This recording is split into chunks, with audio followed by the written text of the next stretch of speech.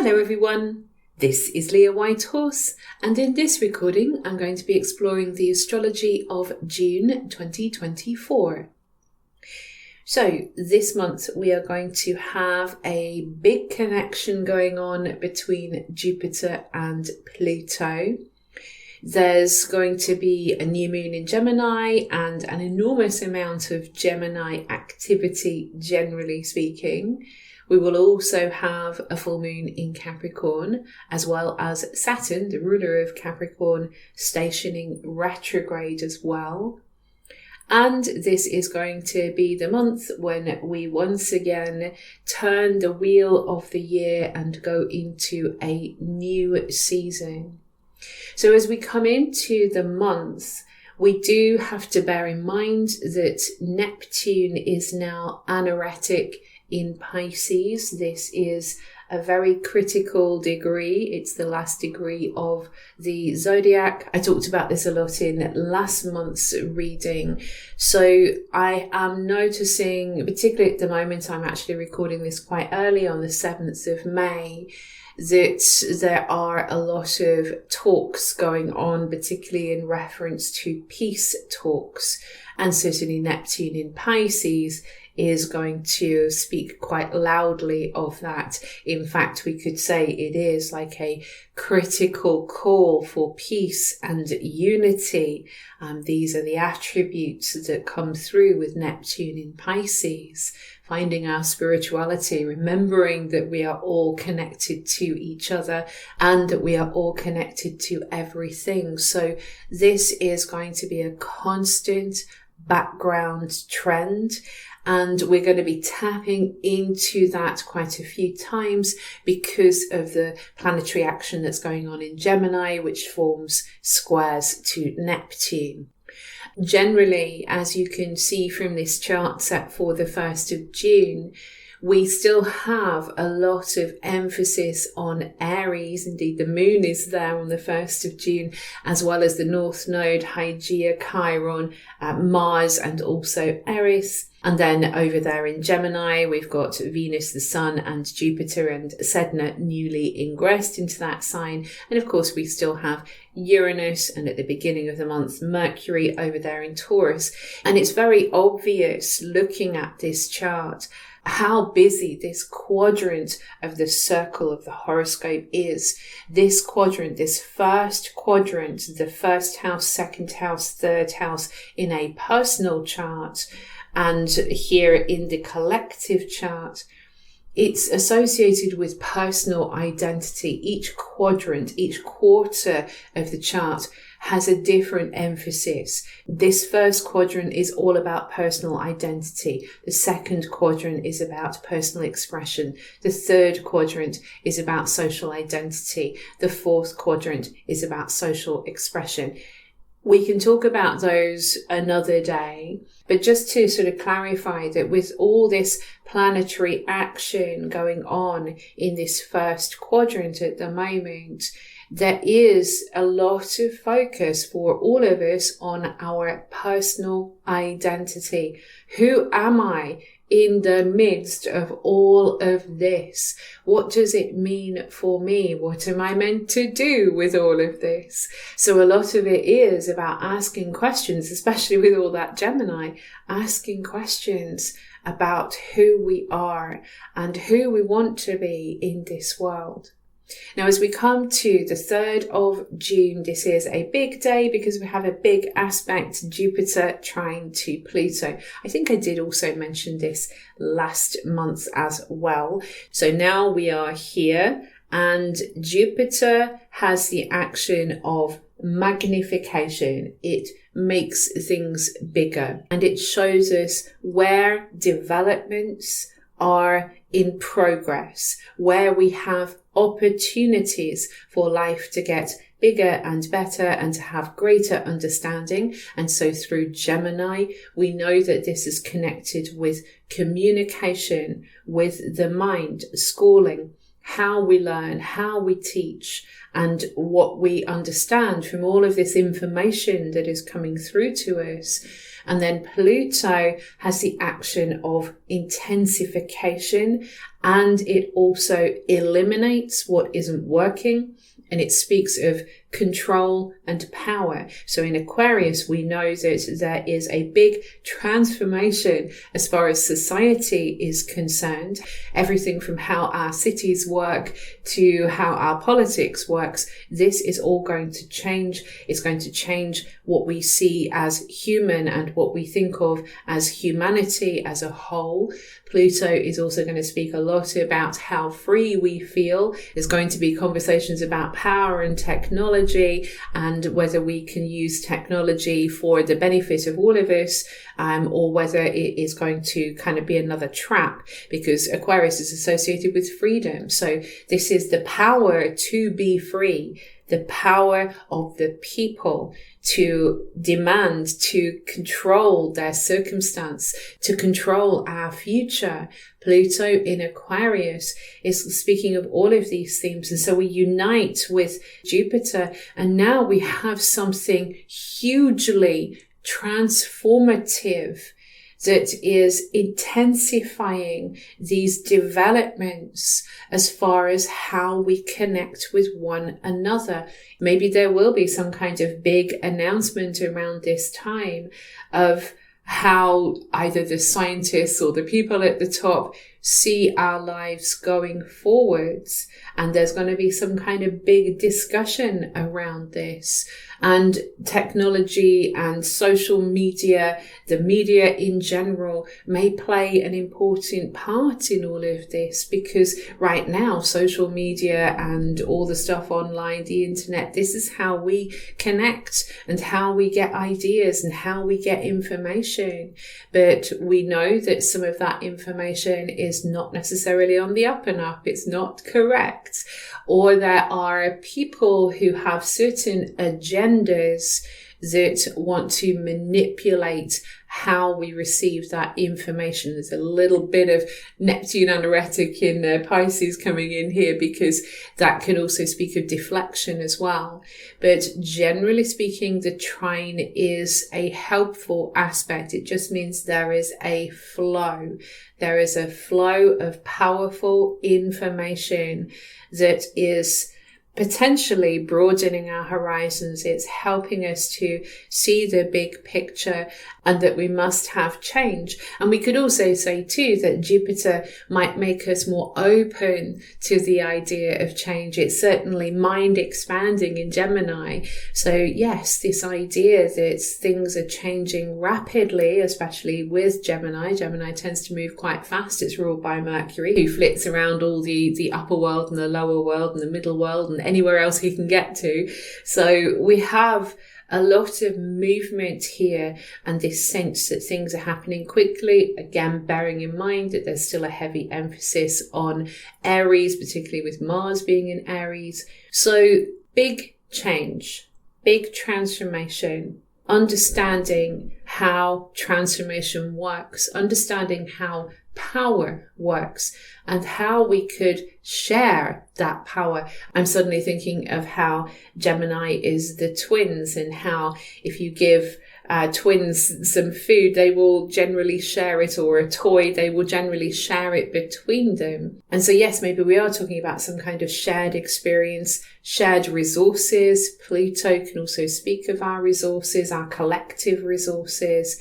So some big change is in the works, and it is helping us as far as sharing all the wealth that we have.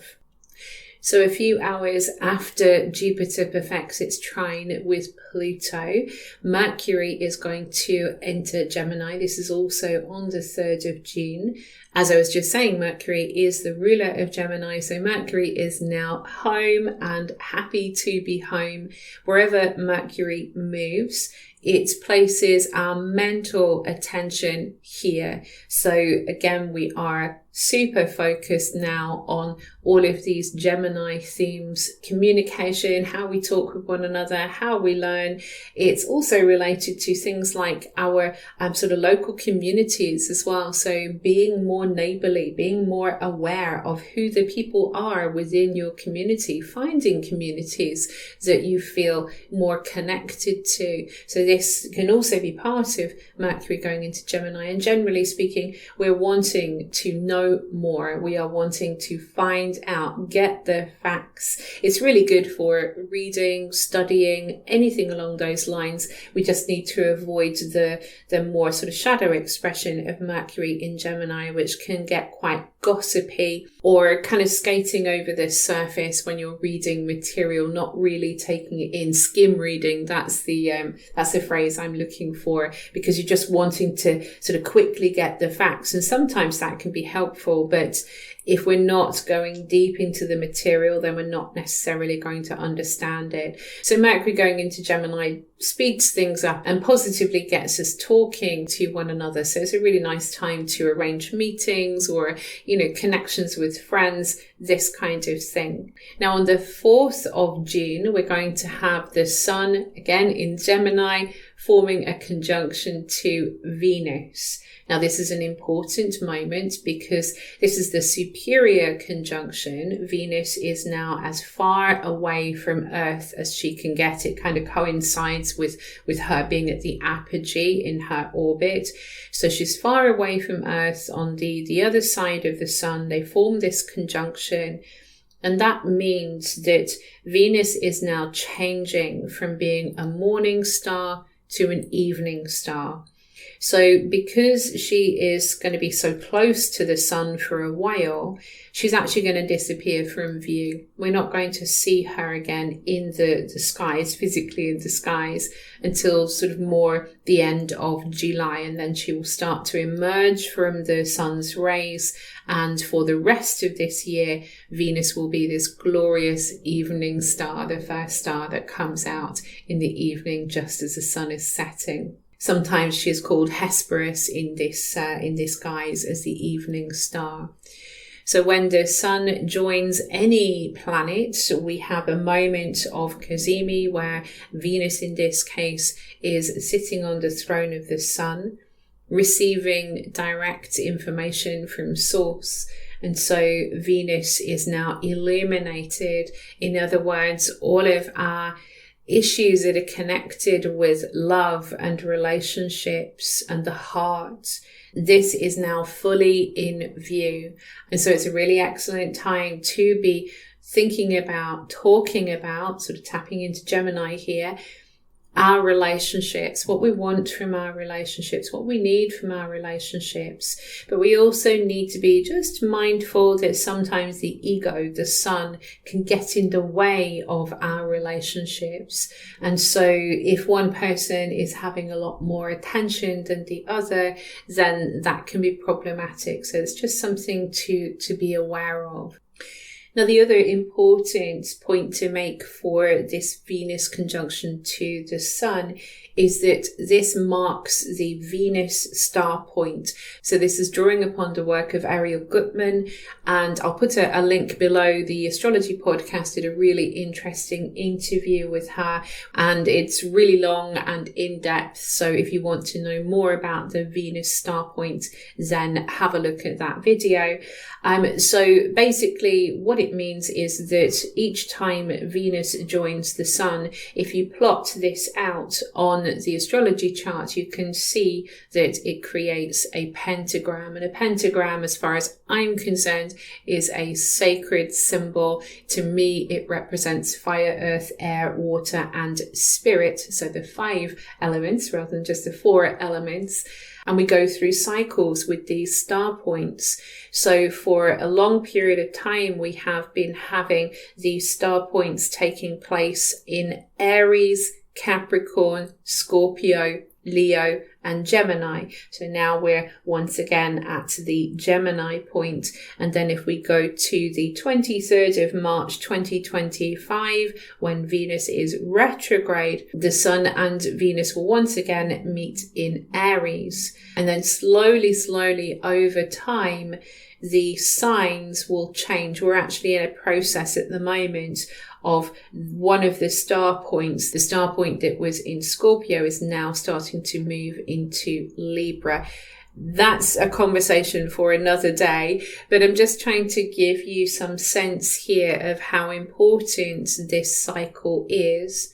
If you want to have a look back to the last time that Venus was conjunct the Sun in Gemini, then have a look to the 3rd of June 2020. That was at 13 degrees and 35 minutes of Gemini. So very, very close. This conjunction is at 14 degrees of Gemini and 29 minutes. So you can get a feel perhaps for what this might have meant for you at the time. And like I said before, we're really now spotlighting everything that is connected with Venus. So having conversations about our values and what we are attracted to, not just love, it's more than that, what we're trying to create in our lives. Venus is a very creative influence. Remember that she rules Taurus as well as Libra. Taurus is the mud, the earth, the earth that we are molded and shaped from, the earth that grows all of the flowers. So this is a super creative aspect as well. The sun, like I said before, the source of all life. The sun is the creator. So creativity and creation, love, values, all these things are brought into focus by this solar conjunction to Venus that creates this magical star. Now, on the back of this conjunction between the Sun and Venus, we are going to have the new moon in Gemini. It's a couple of days later on the 6th of June, but as you can see from the chart, we will have Venus at 16 degrees of Gemini as well as the Sun and the Moon. So the new moon takes place at 16 degrees and 17 minutes of the sign Gemini. Venus is a little bit further away, but still on that same degree. So this tells us that we are entering into a period of time where we're having a long conversation about our relationships or what is going on in our hearts. And it's also encouraging us to make some kind of fresh start. So this is the new moon, but it's also a choice. We need to make some kind of choice from the heart, but it's head and heart at the same time because it's in the sign of Gemini, which is connected to the mind.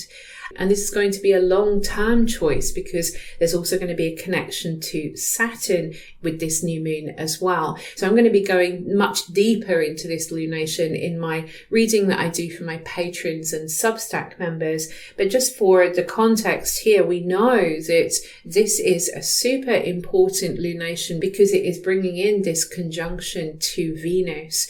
Now, going forwards from the 9th of June, just a few days after this lunation, we are going to see the beginnings of a triple conjunction. So this is Mercury, the Sun, and Venus. They are all going to be traveling close together. So we've already had Venus conjunct the Sun. We will then have the Sun conjunct Mercury. That's on the 14th of June. And then we will also have Mercury conjunct Venus on the 17th of June. That also happens to be the date when Mercury and Venus will both move into Cancer.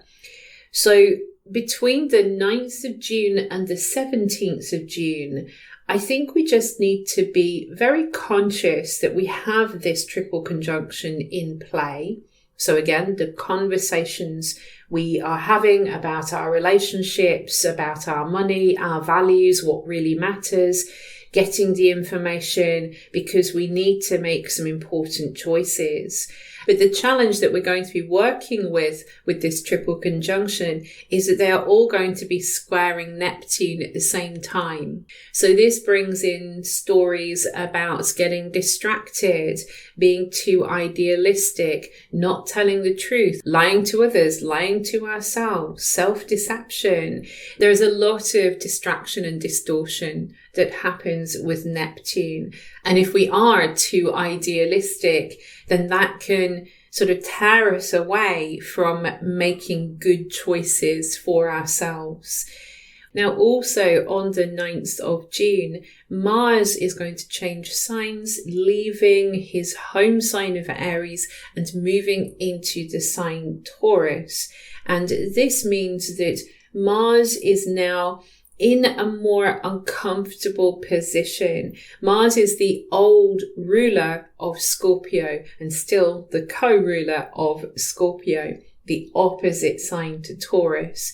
So this is why Taurus is seen as a sign that is difficult for Mars to move through. Now, Mars in Taurus can be really good for being very resilient and very persistent. I personally have Mars in Taurus, and it does mean that once I start something, I tend to just keep going, keep plodding away until it is done. But it's the getting started that's the problem. And this is the challenge that we have with Mars in Taurus. We can procrastinate with this sign. We can dig our heels in. We can be super stubborn with Mars in Taurus.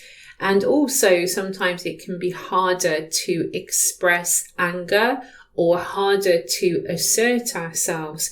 Taurus loves the good life. Taurus likes things to be simple. Taurus is ruled by Venus, who is a natural peacemaker. So this is why things can become complicated when Mars goes into Taurus. But if we can really focus on the best of it, which is the persistence, the energizing around our resources, and again, what is important to us, to survive, to be truly practical in our approach. This brings up the image of, someone using a lot of tools to fix things and get things done and sort things out. So Mars in Taurus can be really useful for powering through, maybe with some power tools at the same time, powering through stuff that maybe we don't particularly like to do, but it just needs to get done. So a super practical period. And it is best that we do channel our energies. Pace yourself, in other words. Pace yourself whilst Mars is in Taurus. You can't go at the same speed as when Mars was in Aries. So slow down, kind of take your time to do what needs to be done, and also make your goals practical. So Mars will be in Taurus right up until July the 20th. Now, one hurdle that we need to overcome at the beginning of this transit is that Mars will form a square to Pluto. This is on the 11th of June. It's just one that we need to watch because Mars is technically activating Pluto retrograde now. And Mars square to Pluto does tend to get itself in a spot of bother sometimes, because this can be an aspect that is filled with rage. We get angry about the things that are not in our control. We want to kick against those things. We want to kick against the powers that be. We want to have that energy, that direction, but something or someone is in the way, Pluto. But Pluto is always going to win this argument. He's kind of stronger than Mars. So we just have to know what is in our control and use our energies wisely. Do what can be done. But once you've reached the end of the things that you can do to fix or change your situation, there is no point wasting more energy being super angry or, continuing to try and resolve the situation when you can't. Use the energy in a proactive way. It's very, very good for tackling our fears head on. So if you have a phobia that you want to sort out, Mars square to Pluto can be really good for this. On the 14th of June, that is the date when the Sun will join Mercury again, the superior conjunction. So Mercury is now changing from a morning star to an evening star. What is illuminated around this time is our mental capabilities, our thoughts, how we are thinking, how we are talking, how we are conceiving of things, what information we have. All of this is elevated because Mercury is conjunct to the Sun. On the 17th of June, as I mentioned, Venus and Mercury will move into the sign of Cancer. So Mercury moving into Cancer, it tells us that mentally now we are thinking about and talking about issues that are connected with themes of Cancer. So Cancer is home, family, our base, our private life, our domestic life. It can also be talking more about our feelings as well. And this can be, of course, very useful, but sometimes the feelings can sort of overwhelm the mind when Mercury is in Cancer. And one of the shadow expressions of Mercury in Cancer is that people stop talking. They withdraw if they feel hurt, because this is a very sensitive sign. But hopefully with Venus coming into Cancer on the same day, then that is going to increase our sense of love and care and the desire for diplomacy in our relationships at home. So kind of speaking sweetly with our family members. It could actually be a really nice time to have a family meal, getting everyone together, because there is a lot of sweetness with Venus and Mercury here in Cancer. And Venus in Cancer is super nurturing. So when it comes to our relationships, we are wanting to care for one another, to nurture one another, to be kind to one another, to feel at home with one another. We want to know that we belong with one another. So this can be a really nice period for relationships. But like I was saying with Mercury, because Cancer is a soft and sensitive sign, we can get these shadow expressions where Venus in Cancer can sort of shut down, and also regressing is a problem as well, because Cancer is home, family, roots. It's also our history and our memories. And so with Venus in Cancer, we can end up repeating these patterns from childhood and, dealing with things in a more childish way, because our inner child is acting up because we feel hurt. So that's what we just need to be aware of. But hopefully we can keep it on the sweet side and the nice side. And I'm just noticing I'm saying the word sweet several times, and I'm just thinking that's tapping into the fact that Cancer is associated with the stomach and with food, and Venus, providing a good time. She's the ruler of Taurus, which is very agricultural. So having a really good home cooked meal whilst Venus is in Cancer is like the perfect way to deal with this transit. On the 19th of June, I just want to note that Vesta is going to move into the sign of Leo. This is important because this has been a long time coming, because Vesta had a long retrograde period. She went into Cancer, then stationed retrograde, went back into Gemini, then stationed direct and had to work all the way forwards again.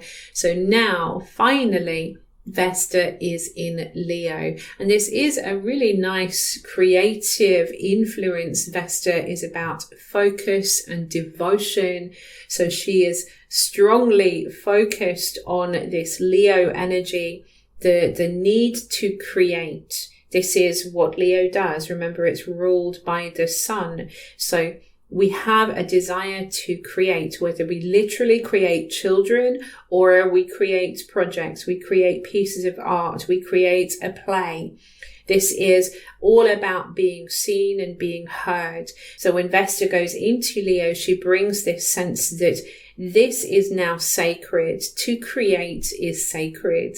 And she's really kind of kicking up that inner spark. She's helping us to recognize that we all have a desire to create in our lives. We don't necessarily have to be a creative or an artist, but all of us express some level of creativity in our lives. And she is kind of saying, be seen, be heard. Focus on what makes you feel alive. Focus on the fun. Focus on the things that entertain you, that just make you smile. Leo is connected to these things as well. The joy of life, because when you align to the things that bring you joy, the things that make you feel truly alive, then they are putting you in touch with who you truly are. Again, the sun, the ruler of Leo, speaks of our identity. So the things that we find fun in life and the things that we enjoy creating, they speak directly of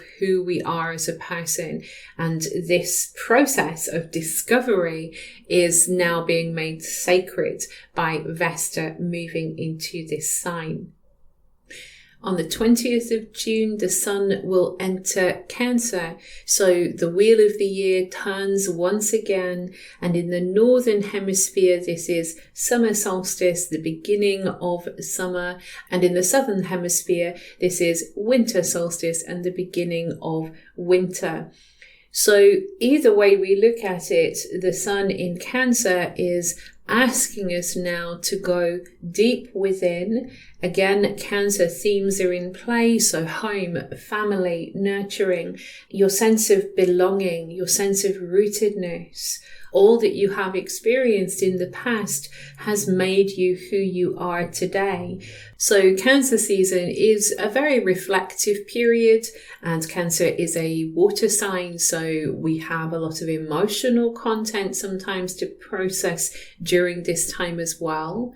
And I also think a really good question to ask around this time is, do I feel at home? Do I feel at home within myself? Ask yourself, how am I doing here?